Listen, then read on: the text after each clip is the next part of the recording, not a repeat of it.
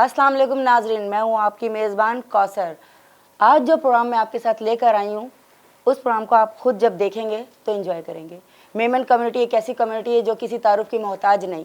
इन्होंने हमेशा अपने लोगों की इस तरह से मदद की है कि जिनको इन्होंने खड़ा किया है अपने पाँव पे, चाहे काम देने के हवाले से, रोज़गार के हवाले से, शादी ब्याह के हवाले से, किसी भी तरह से मेमन कम्युनिटी ने अपने लोगों को कभी भी गिरने नहीं दिया।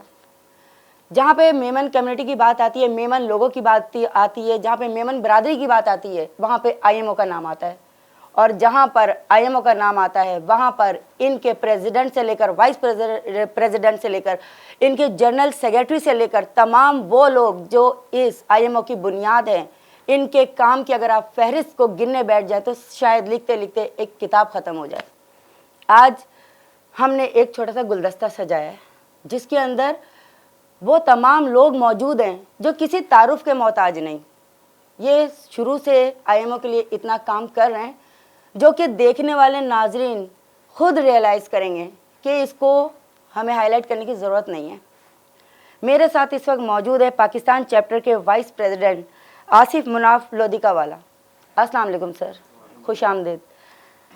मेरे साथ इस वक्त जो दूसरी शख्सियत मौजूद हैं, सबसे पहले तो उनको हम मुबारकबाद पेश करेंगे क्योंकि वो आईएमओ के मौजूदा प्रेसिडेंट हैं। आसिफ मजीद पानावाला साहब इस वक्त मेरे साथ मौजूद हैं। अस्सलाम वालेकुम, कैसे हैं सर आप? और जो तीसरी शख्सियत हैं नाजरीन, उनके साथ जब हम प्रोग्राम अभी शुरू कर ही रहे हैं तो उनकी एक जो शख्सियत है वो काफ़ी हंसती मुस्कुराती और बहुत टेंशन फ्री। उनको देख के ऐसे लगता है शायद मेमन कमेटी के लोग आते होंगे तो मसला हल करा के ही उठते होंगे। जनरल सेक्रेटरी हैं, जितना भारी भरकम इनका ओहदा है उतने ही माशाल्लाह इनकी शख्सियत, समझ जाए। तैयब मुसानी साहब इस वक्त मेरे साथ मौजूद हैं। गुफ्तगू जब शुरू होगी तो आप खुद एंजॉय करेंगे, आप देखेंगे कि ये अपना काम किस तरीके से अंजाम दे रहे हैं। आईएमओ की बात हो रही है तो मैं आपको एक चीज़ बताती चलूँ कि इन्होंने पाकिस्तान में अपनी बरादरी को बहुत ज़्यादा सपोर्ट की है, लेकिन इसके अलावा मुल्क से बाहर जाकर 13-14 ममालिक में जिस तरह से इन लोगों ने काम किया है, इन लोगों ने कभी भी कहीं से ना चंदा, ना ज़कात, ना खैरात, ना फ़ंड, हमेशा से इन्होंने सेल्फ फाइनेंसिंग के ज़रिए अपनी इस कम्युनिटी को चलाया है, अपनी इस आईएमओ को चलाया है। प्रोग्राम का बाकायदा आगाज़ करते हैं और सबसे पहले हम चलते हैं अपने चैप्टर हेड की तरफ। आसिफ अहमद मुनाफ सर, आपसे मेरा पहला सवाल है कि आईएमओ के बारे में आप थोड़ा सा हमारे नाजरीन को बताएं ये क्या है। बेसिकली आईएमओ एक जो है इंटरनेशनल मेमन ऑर्गेनाइजेशन है। ये हमारी अभी 14 से 15 कंट्रीज़ के अंदर हैं जहाँ जहाँ हमारे मेमन ज़्यादा हैं। बेसिकली ये हमारा जो काम है, हमने एक सर्विस बेस बनाया हुआ है। दुनिया भर में काफ़ी एसोसिएशन इससे पहले बन चुकी हैं जो ज़कात और दूसरी चीज़ें करती थी। तो इसका बेसिक कॉन्सेप्ट ये था, हमारे फाउंडर हैं अब्दुल्ला जानू साहब जी, तो उन्होंने ये क्रिएट की थी। उसका जो बेसिक काम था वो था M2M हम कहते हैं अपनी लैंग्वेज, मेमन टू मेमन हमें कनेक्ट करना था। मेमन टू मेमन कनेक्ट करना था। काफ़ी कंट्रीज़ के अंदर हमारे मेमन हैं, तो हम आपस में उन्हें किस तरीके से कनेक्ट कर सकते हैं। ठीक है, जैसे मेजॉरिटी इंडिया पाकिस्तान के अंदर है और कंट्रीज़ में भी काफ़ी हैं। तो बेसिक जो हमारा इसके पीछे कॉन्सेप्ट था वो यही था कि सर्विस बेस्ड था। इसके अंदर हम कोई भी अगर कोई इवेंट्स भी करते हैं तो हम डोनेशन हम लोग सेल्फ जो हमारे बोर्ड मेंबर्स हैं उनसे जनरेट करते हैं, और इसके अलावा जो भी हम दूसरे भी इवेंट्स हम जो भी करने जाते हैं तो उसमें हम सेल्फ फाइनेंसिंग करते हैं। तो इसके अंदर हम काफ़ी चीज़ें कर रहे हैं जो हमारे जनरल सेक्रेटरी और प्रेसिडेंट साहब आपको बताएंगे around the world. Pakistan chapter के अंदर भी हम काफ़ी चीज़ें कर रहे हैं, जिस तरीके से हम लोग पीछे बचत बाजार कर रहे थे मेमन कम्युनिटी के लिए, जो डिस्काउंट पे हम बचत बाजार करते थे, कम्युनिटी को गैदर करते थे, फिर स्पोर्ट्स के इवेंट करते थे। इसके बाद हमने माइक्रो फाइनेंसिंग कर रहे थे जिसके अंदर हम वाइट फंड से हम एप्लीकेशंस लेते थे और जितने भी हमारे पास एप्लीकेंट्स आते थे हम उन्हें एक लिमिटेड अमाउंट देते थे as a micro finance for the businesses. इसके बाद हम जॉब क्रिएशन करते थे, वो हमारा यंग वीमेन का चैप्टर कर रहा था। उसके अंदर हमने तकरीबन 1600 से 1700 जॉब्स अब तक। सर कोई इसकी आपने क्राइटेरिया रखा था इसका? किसके लिए? जॉब वगैरह के लिए? कोई भी जो भी मेमन है, और मेमन बस मेमन होना जरूरी है, बाकी कोई भी उसके क्राइटेरिया नहीं था, कोई शराइत नहीं थी। हमारी अगर पाकिस्तान में 56 जमात हैं तो जो भी जमात का जो मेंबर आ सकता है, वी ऑलवेज वेलकम एवरीवन। और उसके बाद हम काफ़ी हमने जैसे रिसेंटली काफ़ी इवेंट हमने किए थे पिछले 2-3 सालों में, वो बताएंगे। जैसे हमारे कुर्बानी हम करते थे, इस तरीके से हमने और काफ़ी और छोटे छोटे इवेंट्स करते थे। जैसे कभी हमने कोई एजुकेशन के इवेंट्स कर दिए, उसके अंदर हमने काफ़ी इवेंट्स किए, वो फिर हमारे आपको आगे बताएंगे प्रेसिडेंट और जनरल सेक्रेटरी साहब। सर दूसरे अगर पाकिस्तान की बात की जाए तो यहाँ पे तालीम को उतनी अहमियत नहीं दी जाती। यहाँ पे लोगों को कहते हैं कि अगर कोई बेरोज़गार है तो उसको घर पे रोटी कपड़ा मकान उसको अरेंज करके दे दिया, लेकिन कारोबार की तरफ या उसका कोई रोज़गार नहीं शुरू किया जाता। आपने जिस तरह की बात की कि आईएमओ जो है वो अपने लोगों को, आपके जो मेमन कमेटी के जो लड़के लड़कियाँ वटेवर जो भी पढ़े लिखे लोग हैं, तो उनको आप रोज़गार फराहम करते हैं बगैर किसी क्राइटेरिया के। ये एक बहुत बड़ा प्लेटफॉर्म है। ये जो आप काम कर रहे हैं इसमें कितने लोगों की टीम है, बोर्ड मेंबर में कितने लोग ऐसे हैं जो इस काम को देख रहे हैं? देखिए जैसे एजुकेशन है, हाँ। एजुकेशन के हमारे चेयरमैन है मजीद आबदानी साहब जी, जो कि माशाल्लाह खुद काफ़ी उनकी स्कूल रनिंग है, उनका वास्ट एक्सपीरियंस है। तो उनकी एक पूरी, उन्होंने अपना एक बोर्ड मेंबर है, तो उन्होंने अपनी पूरी एक टीम बनाई हुई है जो भी इवेंट करते हैं, जो भी एजुकेशन के सिलसिले में हम करते हैं। इस तरह माइक्रो फाइनेंस था तो हमारे सिद्दीक सुली साहब उसको हेड कर रहे थे, उनके साथ शाहिद बकला साहब और दूसरी पूरी टीम थी। तो वो जो भी एप्लीकेंट्स आते थे उनको प्रॉपरली हर एक को फॉर्म को देखने के बाद क्राइटेरिया सेट किया हुआ था कि इसका इलेक्ट्रिक का बिल क्या है क्या नहीं है, जो यानी कि जो डिजर्विंग है हम उसी को दें, ऐसे नहीं कि हम कोई मिसयूज हो जाए हमारा फंड। तो इस तरीके से हमने हर चीज़ की टीम बनाई हुई है। हमें पाकिस्तान के अंदर हमारे पास इस वक्त 10 हमने अलग अलग कमेटीज बनाई हुई 10 कमेटी जी। तो उसके अंदर हमारे सिर्फ एजुकेशन और ये नहीं है, स्पोर्ट्स है। इस तरीके से जैसे हमने अभी कल्चरल है, मेडिकल पे हम अभी आए नहीं क्योंकि मेडिकल के अंदर फंडिंग इन्वॉल्व होती है, लेकिन इन फ्यूचर हम मेडिकल की तरफ भी आएंगे, बिल्कुल आएंगे, क्योंकि मेडिकल ऑलरेडी हमारे जमात बेस्ड काम बहुत अच्छा हो रहा है पाकिस्तान में। जैसे मैं अपनी पर्सनल जमात की बात करूंगी तो उसमें भी हमने मेडिकल बोर्ड है हमारे। इसके अलावा हमने अभी जो तकाफुल कार्ड इंट्रोड्यूस करवाया था जिसको अब काफ़ी और ऑर्गेनाइजेशन फॉलो कर रही हैं। थोड़ा सा हमारे देखने वाले नाजरीन को इसकी डिटेल बताएंगे तकाफुल कार्ड के बारे में? तकाफुल कार्ड इस तरह से था कि जैसे एक कार्ड था, एक फैमिली के लिए 5,000-6,000 रुपए में वो कार्ड मिलता था और उसका अप टू 5 लाख का इंश्योरेंस मिल जाता था, मेडिकल इंश्योरेंस कवर अप हो जाता था पूरी फैमिली का। तो इस महंगाई के दौर के अंदर आप देख रहे हैं कि एक बहुत बड़ा एक ब्लेसिंग है, बहुत बड़ी। और आपको जब भी अगर मेडिकल होता है तो आप इमरजेंसी में होते हो तो उस वक्त आप किसी के वक्त आपको पैसों की जरूरत पड़ सकती है। तो वो card is just like an insurance card था, लेकिन इस्लामिक इंश्योरेंस कार्ड था। तो वो जमात बेस हमारी जमातें बहुत अच्छा काम कर रही हैं। तो हम बेसिकली वो काम लेके आते हैं कि जो हमारी जमातें अगर कर रही हैं तो हम रिपीट नहीं करते। बेसिकली हम कोई नई चीज़ लेके आते हैं, जैसे बहुत सी अभी फील्ड्स बाकी हैं।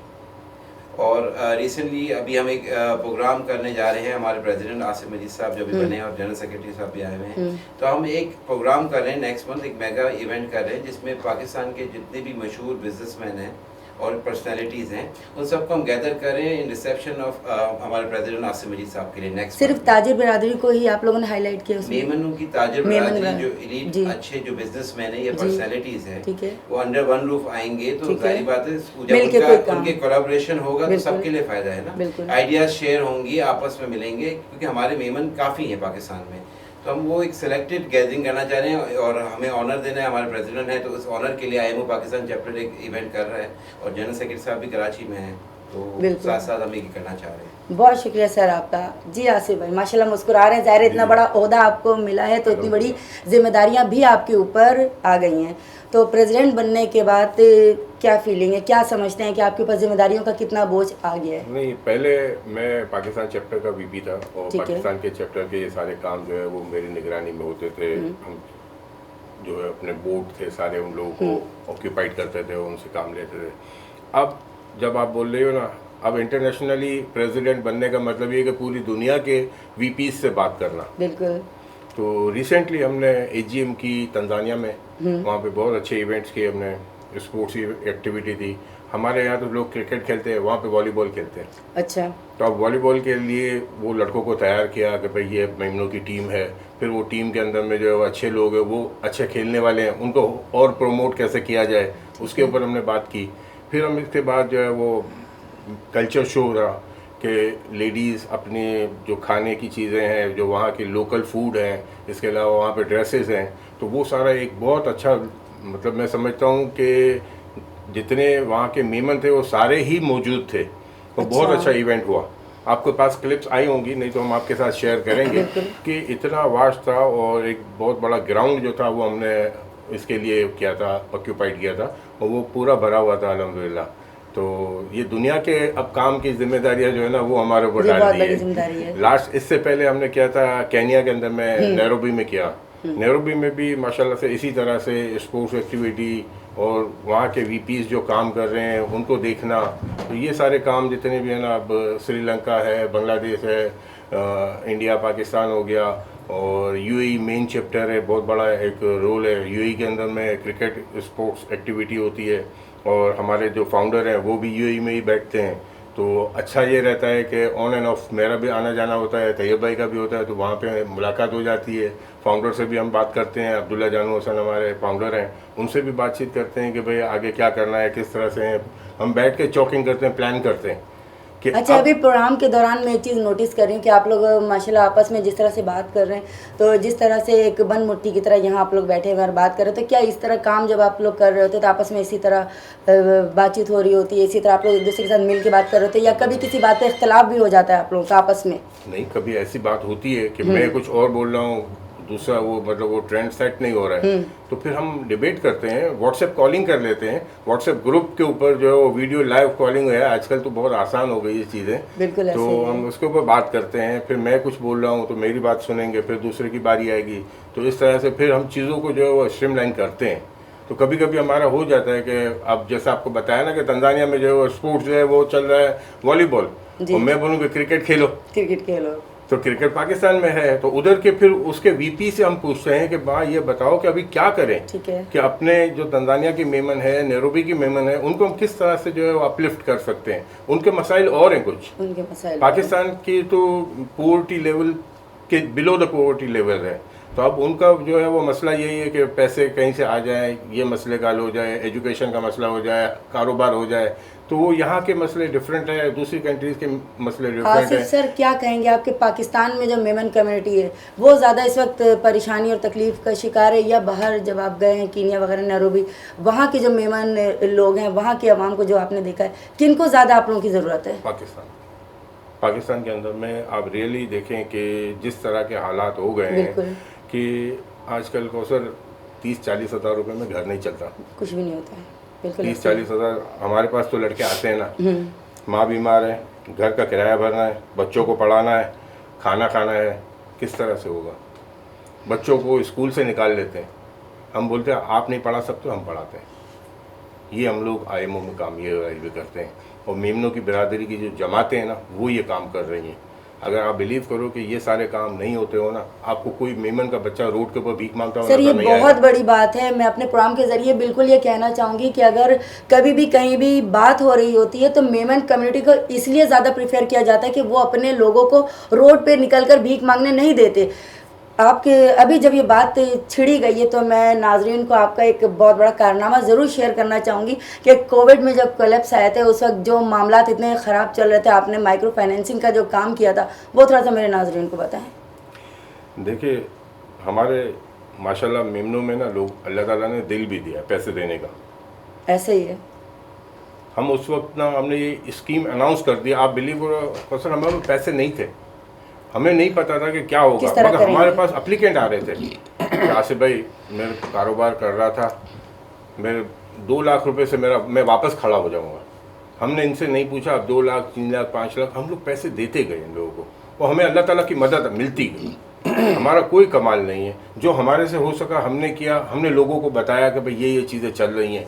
और ना सिर्फ यही, इसके अलावा लोग घर के अंदर में बीमार पड़े हुए थे, आप वो वाला टेन्योर भूल गई हो जिस वक्त जो है वो लोग घर से बाहर नहीं निकल रहे थे, और घरों के अंदर में फैमिली मेंबर्स एक दूसरों को हाथ ही नहीं लगाते थे। सर, मैंने आपसे जिक्र किया ना, मैं कोविड के ही दिनों की बात कर रही हूँ कि कोविड में जब मामला हुए थे, लोग घर के अंदर बैठे हुए थे और मास्क लगा के बैठे थे और एक दूसरे से बात करते हुए, भाई बहन माँ बाप आपस में बात करते हुए भी घबराते थे। उन दिनों जब रोटी के लाले पड़ गए थे, उन दिनों जब परेशानियाँ इतनी बढ़ गई थी कि कोई उनके सर पे हाथ रखने वाला नहीं था, तो आसिफ मजीद ने आगे बढ़ के उन लोगों की जिस तरह से माइक्रो फाइनेंसिंग की है, और मज़े की बात उसके ऊपर कौन सा आपने उनसे इंटरेस्ट वगैरह ले लिया या कुछ किया, आपने कहा कि उससे काम शुरू करो और अपना घर चलाओ, और 2 महीना 6 महीने 4 महीने बाद वो लोग इतने ज़्यादा इस्टेब्लिश हो गए कि उन्होंने वो रकम वापस की, फिर दोबारा काम किया, फिर वापस की, वो एक चेन शुरू हो गई, एक रोलिंग शुरू हो गई। ऐसा ही है। ऐसे देखिए, हमारे मेमनों की ये क्वालिटी है, अगर किसी ने मदद की है और उसके बाद पैसे आ जाते हैं ना, वो फ़ौरन लौटाता है। अब मेमन लोग जो है वो इसीलिए कहलाते हैं कि जबान वाले लोग हैं। जबान वाले लोग कि बिल्कुल उसने ऐसे। अगर जबान की ना, मेरे से जबान करके गए हैं ये लोग जिन्होंने लाखों में पैसे लिए ना, उन्होंने जबान भी की थी कि आसिफ भाई मेरे पास जिस दिन पैसे आएंगे ना, पहले पैसे मैं अपने जो है वो IMO को वापस करूंगा, और वही हुआ। तो ये इसलिए कहते हैं कि मेमन लोग जो है वो जबान वाले होते हैं। तो आसिफ भाई, ये कोई जान पहचान वालों में स्पेशली हो रहा था, कोई रिलेटिव थे या आपस की जो बरादरी के लोग थे, या अनजान लोग भी उन डेज में आके आपसे मदद मांगते थे? हमने आप उन उनके लिए दिनों भी में करते थे? सारी जमातों को लेटर लिखा है, मेरे पास प्रूफ भी है। हमने सब जमातों को लेटर लिखा कि भाई आपके पास जो ऐसे डिजर्विंग पर्सन हो, जो मतलब चाहते हैं कि उनका कारोबार तबाह हो गया है या उनके पास कुछ नहीं है, तो वो उसके लिए IMO फंड करेगी। और IMO ने सबको लेटर लिखा था, हमारे पास टाइम टू टाइम एप्लीकेंट्स आती गई, हमने उनको स्क्रूटनाइज किया, उनको कर दिया काम उनका। बहुत बहुत आपका काम पहले भी मंजर आम पे था, और अब तो माशाल्लाह प्रेसिडेंट बन गए, अब तो आप पे भारी जिम्मेदारियां हैं। और आगे इंशाल्लाह जिस तरह आज आप हमारे साथ प्रोग्राम में बैठे हैं, हम आपको वक्तन फ़वक्तन इसी तरह बुलाते रहेंगे और आपके प्रोग्रेस के बारे में हम बात करते रहेंगे। आइंदा आने वाले दिनों में जो आपका लाहे अमल होगा, अभी हम उस पर भी आपसे बात करेंगे। तैयब मूसानी साहब बड़े संजीदा हो गए। देखिए सर, आप हंसते हुए अच्छे लगते हैं, देखिए स्क्रीन पे माशाल्लाह दिख रहे होंगे, आप मुस्कुराते हुए हंस लें, कोई मसला नहीं है। क्या कहेंगे आप अपनी जिम्मेदारियों के बारे में, कितना निभा रहे हैं? मैं माशाल्लाह राइट फ्रॉम द बिगनिंग, पहले दिन से मैं IMO से जुड़ा हुआ हूँ। बिल्कुल। और मैं इसकी अगर पूरी दास्तान तो नहीं बताऊँगा, इतना कहूँगा सेंट्रल आइडिया दे दें। सेंट्रल आइडिया ये है कि ये दुनिया में इंटरनेशनल लेवल की मेमन ऑर्गेनाइजेशन सबसे पुरानी है, 1938 की पैदावार है। इसके बाद पाकिस्तान इंडिया का पार्टीशन हुआ, इसके बाद ऑर्गेनाइजेशन वजूद में आई, लेकिन ये पहले की है, लेकिन वो डिफरेंट कंसेप्ट था पहले। अभी उनके जो उस वक्त सेठ अब्दुर्रहमान ने ये बनाई थी, फाउंडर थे, उनके पोते UAE में हैं, जिनका जिक्र हमारे प्रेसिडेंट साहब ने किया। उन्होंने एक नए कंसेप्ट के साथ 2017 में हमको 5-6 फाउंडर मेंबर्स को जमा करके उन्होंने कहा कि नया कंसेप्ट हम लाना चाहते हैं मार्केट में, जिसमें सर्विसेज बेस्ड होगा, सेल्फ फाइनेंसिंग होगा, और अगर कोई इवेंट होंगे तो स्पॉन्सरशिप के जरिए करेंगे। देखिए, आज तक जितनी ऑर्गेनाइजेशन आ रही है ना, वो चैरिटेबल ऑर्गेनाइजेशन, चैरिटी ऑर्गेनाइजेशन है। हमारी चैरिटी ऑर्गेनाइजेशन नहीं है। और चैरिटी के लिए मैं इतना ज़रूर कहूँगा, हमारी जितनी जमातें हैं पाकिस्तान में हो या हिंदुस्तान में हो, वो जमातें ही इतना काम देख लेती हैं अपनी बरादरी के लिए कि बाहर से कोई ज़्यादा ज़रूरत नहीं पड़ती, वो अपने ही लोगों को देख लेते हैं। फॉर एग्ज़ाम्पल, मुझे कई लोगों ने कोविड में कांटेक्ट किया। फॉर एग्ज़ाम्पल, हाँ, किसी जमात से ताल्लुक़ है, मैं पूछ लेता हूँ किस जमात से, उसके प्रेसिडेंट को मैंने फ़ोन किया कि भाई ये बेचारा बेयारो मददगार है, उसकी मदद कर दीजिए। अच्छा, ये फेवर भी देते ये भी फेवर दिए हमने। मैं आपको सर्विसेज बेस्ड जब कहता हूँ ना, this type of services we have given to the people. कैसे? अब जैसे हमारे चैप्टर हेड ने कहा कि हमने जॉब्स दिलाई, तो jobs is not a joke. महीने में 2 सैटरडे ऐसे हैं जिस पे तमाम बच्चे बच्चियाँ वहाँ जमा होते हैं और अपने इंटरव्यू करवाते हैं। वहाँ प्रोफेशनल बैठे इंटरव्यू करते हैं, लड़के लड़कियों का सारी डाटाबेस बैंक बन रहा है।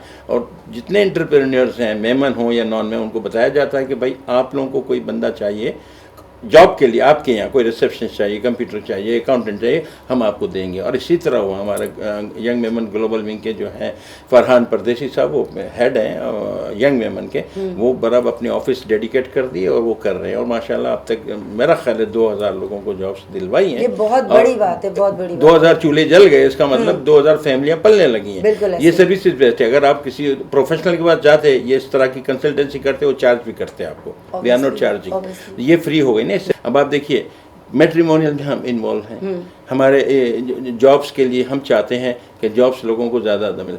हमारा जो मेन ऑब्जेक्टिव बता दूं, आपने कहा ब्रीफ बता दूं, ब्रीफ ये कि हम देने वाले बढ़ाना चाहते हैं, लेने वाले घटाना चाहते हैं, दैट्स इट। क्योंकि मैं यूके में था, हमारा एक प्रोग्राम करवाया, फर्स्ट टाइम यूके में इंटर हुए हम last year, first time Leicester में प्रोग्राम किया। और यहाँ से आसिम मजीद भाई भी उस वक्त चैप्टर हेड थे, इन्होंने स्पॉन्सर किया था, हमें स्पॉन्सर के ज़रिए प्रोग्राम किया। 400 ख़वातीन और हज़रात आए, उसमें वहाँ का लॉर्ड मेयर भी आया था, उनकी बेगम भी थी। जब मैंने पूरा कंसेप्ट दिया तो रियली वो मेरे फ़िदा हो गए और मुझे मद्दा हो गए। कह रहे आप लोग जो हम समझ सकें कि आप लोग मछली पकड़ना सिखा रहे हैं, मछली डायरेक्ट खिलाना नहीं चाहते। उन्होंने कहा मुझे, मैंने कहा yes this is what we are doing. तो हम यही बात हुई ना कि हम लोगों को अपलिफ्ट करना चाह रहे हैं।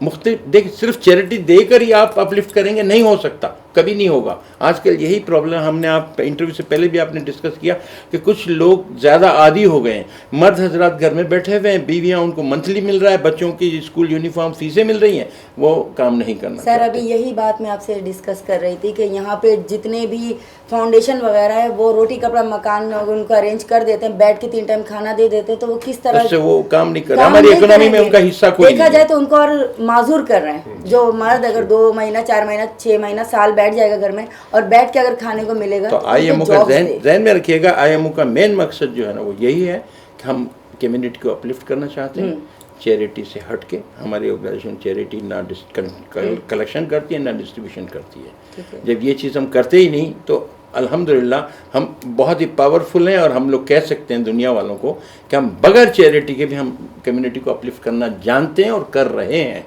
अल्हम्दुलिल्लाह। हमें यकीन करें, मैं कहता हूँ ना कि अपने लिए तो जीते हैं सभी इस जहां में, जिंदगी का मकसद औरों के काम आना। लेकिन कंसेप्ट जो औरों काम आना जो पाकिस्तान में और हिंदुस्तान में चैरिटी से काम आना, नो वे। चैरिटी को अभी आप बंद किया जाए, मुझे यकीन करें उस वक्त जब अच्छा मजे की बात है, चैरिटी भी अपने लोगों से लेकर अपने ही लोगों को दे दिया जाता है। यही तो मुझे उस वक्त बहुत सदमा लगता है जब कोई कहता है कि हमारी जमात ने 1000 बच्चों को ज़कात से एजुकेशन की और पिछले साल इस मरतबा 2000 बच्चों की दी। मैं कह तरक्की नहीं, तनज़्ज़ुली है, या आप नीचे जा रहे हैं, ऊपर नहीं जा रहे। होना ये चाहिए कि 1000 पिछले साल दी थी, इस मरतबा 500, अगले साल 200 उसके बाद खत्म, कोई चैरिटी लेने वाला। नाज़रीन जिस तरह की अभी गुफ्तगू जारी है, मुझे ऐसा लगता है अभी तो बहुत कुछ सुनना और देखना बाकी है और इंशाल्लाह अभी हम कंटिन्यू करेंगे। एक छोटे से ब्रेक के बाद मिलते हैं दोबारा आपसे और लेते हैं एक छोटे से ब्रेक।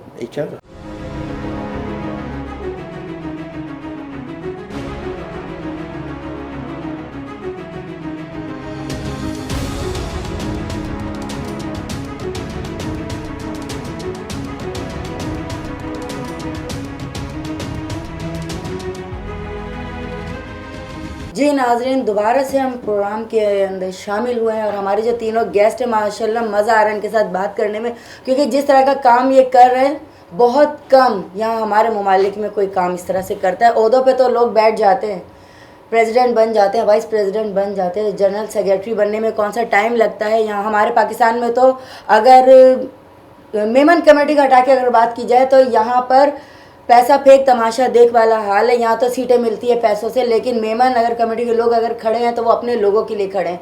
अगर वो प्रेसिडेंट बने हैं तो वो अपने लोगों के लिए बने, वो अपने लिए नहीं बने, क्योंकि उनको ना पैसों की ज़रूरत है, ना उनको शोहरत की ज़रूरत है, ना उनको नाम की ज़रूरत है।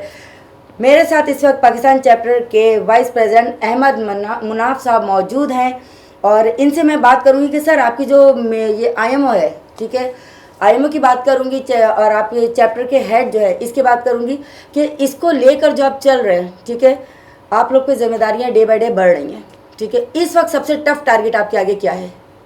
देखिए टारगेट तो पाकिस्तान चैप्टर के हिसाब से ये कि पाकिस्तान में रिसेंटली जो इन्फ्लेशन हुई है पिछले 1-1.5 साल में, तो चीज़ें बहुत सारी इस वक्त इश्यूज आ गए हैं पाकिस्तान में। तो हमारे सेंट्रल बोर्ड में हमने इस दफ़ा यही डिस्कस किया था कि हम थोड़ा सा कोई और फंड्स लेकर आए पाकिस्तान के अंदर और हम दूसरी चीज़ों पे भी तवज्जो दें, जैसे मैंने आपको बताया था। फ़िलहाल तो इस वक्त हम सर्विस बेस कर रहे थे।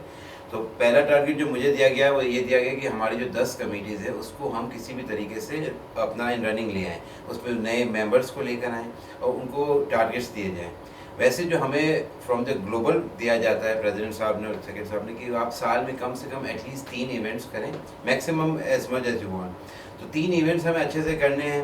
अब हालात के हिसाब से हम देखेंगे, फ्यूचर में मशवरा करेंगे कि अगर बचत बाज़ार की ज़रूरत है तो वो करेंगे। एजुकेशन में हम कोई अगर प्रोग्राम्स करना चाहते हैं IT या दूसरे सिलसिले में, तो उस सिलसिले में हम बात करेंगे कि हम किस तरह से सेल्फ जनरेटेड फंडिंग पे हम काम कर सकें।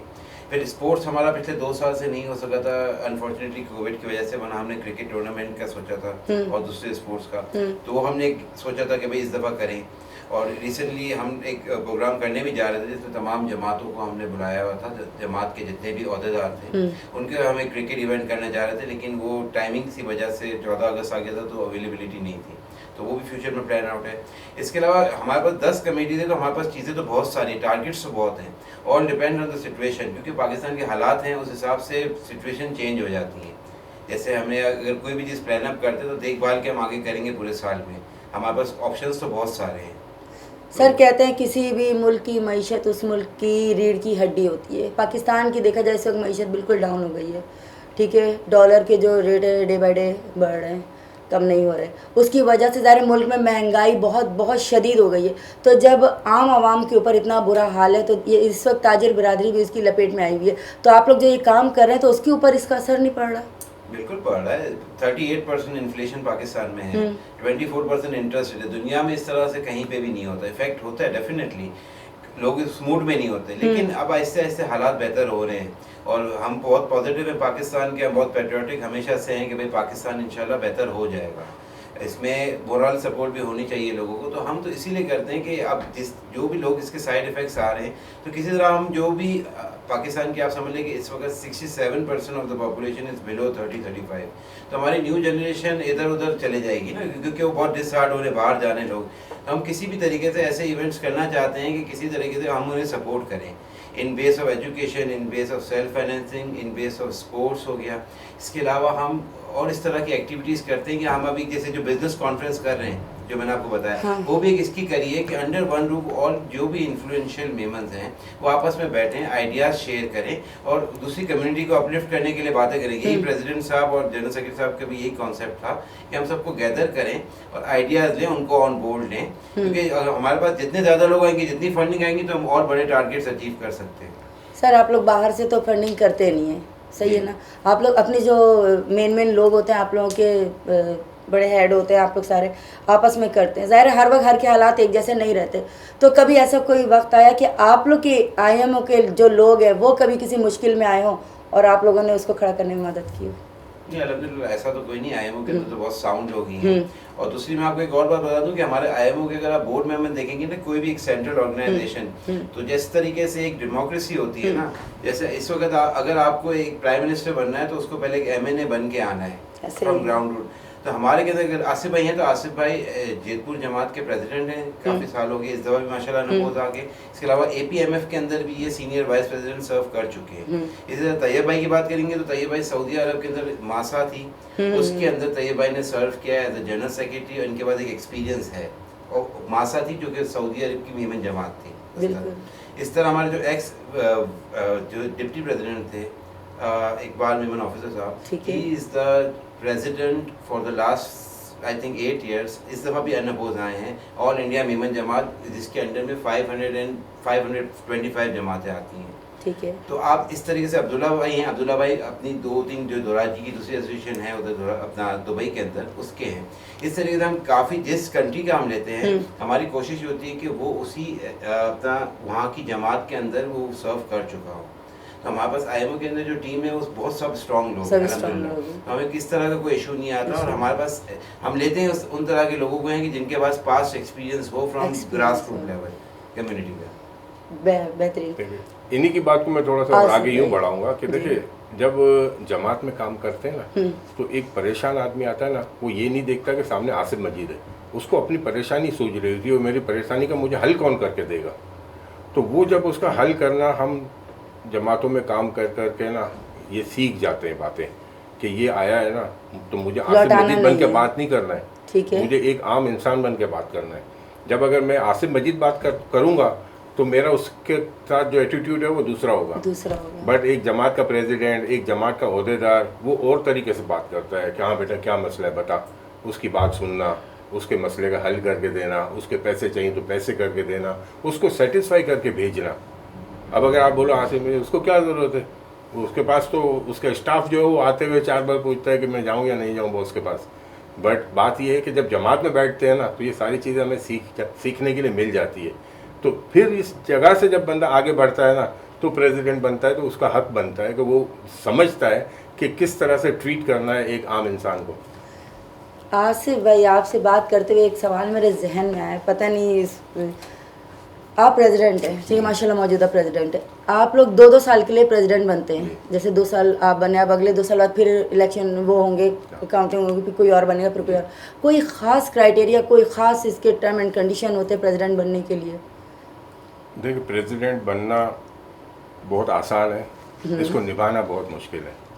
अगर मैं ये अपने 2 साल अच्छे तरीके से IMO को दूंगा फिर आईएमओ वाले डिसाइड करेंगे कि हाँ नेक्स्ट टेन्योर इसको देना है या नहीं है। नहीं, मेरा सवाल थोड़ा सा ये था कि अगर आप कंटिन्यू, हाँ, अगर आप मुस्तकिल पाकिस्तानी है, आपके पास नेशनलिटी कनाडा की है, तो आपके लिए ज़्यादा आसान है आईएमओ का प्रेसिडेंट बनना, या पाकिस्तान में रहते हुए भी आप आईएमओ के लिए प्रेसिडेंट बनने के लिए आप उसके लिए? जी जी बिल्कुल ऐसा ही है। हम मुझे इसमें मैं बिल्कुल समझ गई थी बीच में, बिल्कुल ड्यू रिस्पेक्ट मैं बताऊंगा because I am the person who wrote constitution. Constitution हम नहीं बनाया था और बोर्ड से अप्रूव कराया था, तो कॉन्स्टिट्यूशन में हमारा ये था जो हालात है ना, जो आपके जो तजर्बात होते हैं ना, उसकी बुनियाद पे हमने कॉन्स्टिट्यूशन मॉडिफाई भी किया और प्रॉपर बनाया, इसलिए कि पाकिस्तान और हिंदुस्तान में रहने वाला अगर बैरूनी ममालिक का ना रेजिडेंट ना सिटीज़न है तो उसको हम प्रेसिडेंसी अब नहीं देते। ये था मेरा सवाल। हाँ, ये मैं आपको, इसकी वजह ये है मेजर कि पाकिस्तान हिंदुस्तान में पॉलिटिकल इश्यूज बहुत है, सियासत है और वो इनकेश करने की कोशिश करते हैं। जो यहाँ के लोकल प्रेसिडेंट होते हैं वो फिर ऐलान करते हैं कि हमारे पास 1.3 मिलियन मेंबर्स हैं, उसको इनकेश करने का। उनको नहीं पता कि पाकिस्तान के 10% होंगे उसमें, बाकी दुनिया के हैं। देख आपको बता दूं, मैं I want to give you some census. 36 lakh पूरी दुनिया में मेमन है, ठीक है। 17 लाख या 18 लाख हिंदुस्तान में है, 11-12 लाख पाकिस्तान में है, हो गए ऑलमोस्ट 28 लाख तकरीबन। 28 से 30 लाख समझ लिए हिंदुस्तान पाकिस्तान, बाकी 6 लाख स्कैटर्ड है पूरी दुनिया में, Australia, America, Canada, UK, Africa सब। तो हम लोग दुनिया में स्कैटर्ड हैं। इसलिए अब क्या है कि हमने पाकिस्तान ये डिसाइड कर लिया कि पाकिस्तान से जो प्रेसिडेंट होगा ऑब्वियसली वो सियासत में इन्वॉल्व होगा, सियासत कर चुका होगा क्या, और हम आपको क्लियर आईएमओ को तोड़ दें। और अभी आपको बता दूं क्लियर, इसके जरिए मैसेज भी लोगों को मिल जाएगा कि आईएमओ का क्या कॉन्स्टिट्यूशन है। अभी आसिफ भाई बने हैं तो कई लोगों को शायद ये होगा कि हमारा रूल तो ये है कि पाकिस्तान, लेकिन आसिफ भाई चूंकि is a resident of UAE के मुकीम हैं, इकामा है इनके पास, ये मुल्क से बाहर होते हैं मोस्टली, आना जाना इनका यूएई। मतलब आपका कहने का मकसद है कि जो पाकिस्तान में भी रह रहा है और मेमन है, लेकिन वो सियासत की वजह से उसको आप अपने वहीं का, अगर बाहर का रेजिडेंट है मोस्ट वेलकम। जैसे मैं बाहर का रेजिडेंट हूँ, कनाडा का मैं रेजिडेंट। क्या पता है किसी पाकिस्तानी के साथ मिलके बात करते करते उसको भी सियासत आ जाए फिर। हाँ, तो वो सियासत आ जाना वो बात की बात है, लेकिन हमारा कॉन्स्टिट्यूशन सियासी बंदा नहीं लेंगे। कॉन्स्टिट्यूशन बाइंडिंग करता है कि आप किसी सियासी लीडर को बुला तो लें as a guest, no problem, लेकिन आप ऑर्गेनाइजेशन को ड्रैग नहीं करो। You will not drag IMO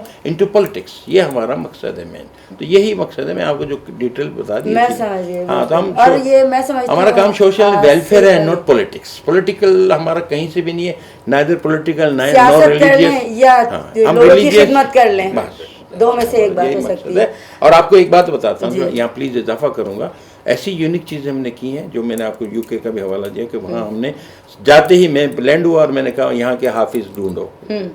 देखिए यूके मुसलमान मुल्क नहीं है, ढूंढ के लाओ। वहाँ की जमात से हमने रब्ता किया, उन्होंने 15 बच्चों की लिस्ट दे दी, उनको हमने अवार्ड दिए। You see they were appreciated. अब उन्होंने हमसे सवाल किया कि आप हर साल आओगे अवार्ड दोगे? हमने कहा इंशाल्लाह, ज़ाहिर है इंशाल्लाह कहेंगे, अच्छा काम है। आप देखिए आज पाकिस्तान में मेमन बरादरी में किसी ने वो काम नहीं किया जो हमने किया। सुन लीजिए क्या किया, इसके गवाह हमारे सत्तार हबीब साहब भी हैं। हम लोगों ने तमाम जर्नलिस्ट, आपने नाम ले दिया सत्तार हबीब साहब, थोड़ा सा बताएंगे उनके बारे में। सत्तार हबीब साहब माशाल्लाह मैं इनको बचपन से जानता हूँ और मेरे बहुत अच्छे दोस्त रहे, मेरे ताल्लुकात रहे। उस वक्त इवनिंग जो न्यूज़ निकलता था उनके लिए ये एडिटिंग करते थे, रिपोर्टिंग करते थे। He was a photographer, then he was also reporter. मैं इनको उस ज़माने से जानता हूँ जब मैं स्कूल लाइफ में था, नो डाउट। हम तो स्पोर्ट्स खेला करते थे अक्सर। हमारी सत्तार हबीब हैं आपके आईएमओ के उसमें? सत्तार हबीब हमारे बिल्कुल आईएमओ में बोर्ड मेंबर हैं, बोर्ड मेंबर हैं, अल्हम्दुलिल्लाह, अल्लाह का करम है। और सत्तार हबीब को जब भी हमने कोई रिक्वेस्ट की तो कोई सपोर्ट चाहिए तो मीडिया कवरेज वगैरह के लिए हमारी हेल्प करते हैं, इसमें कोई शक नहीं है।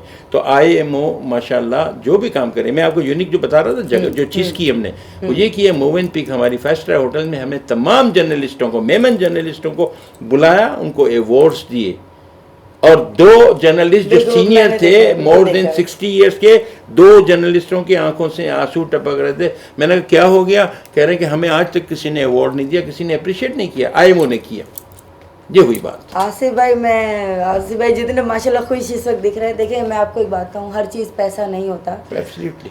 हम भी हैं। अगर आज मैं आपके साथ बैठी हुई और बात कर रही हूँ तो हर चीज़ पैसा नहीं होता, हर चीज़ फैसिलिटीज़ नहीं होती। बाज़ औक़ात आपकी एक एप्रिसिएशन ही हमारी जो मेहनत है उसको वसूल कर देती है। और अगर आप 10 लोगों के सामने अवार्ड दे रहे हैं, इट्स मीन आपने उनकी मेहनत को सराहा है। तो सिर्फ अगर मैं बात कर रही थी कि माइक्रो फाइनेंस के तरीके से अगर आसिफ भाई ने अगर लोगों की मदद की है और अगर अहमद सर है, इन्होंने अपनी उनको चीज़ों को देखा है, अपने लोगों को हेल्प आउट किया है, या आप कर रहे हैं, तो देखिए इसके अलावा एप्रिसिएशन एक ऐसी चीज़ है जिसका हर शख्स भूखा होता है।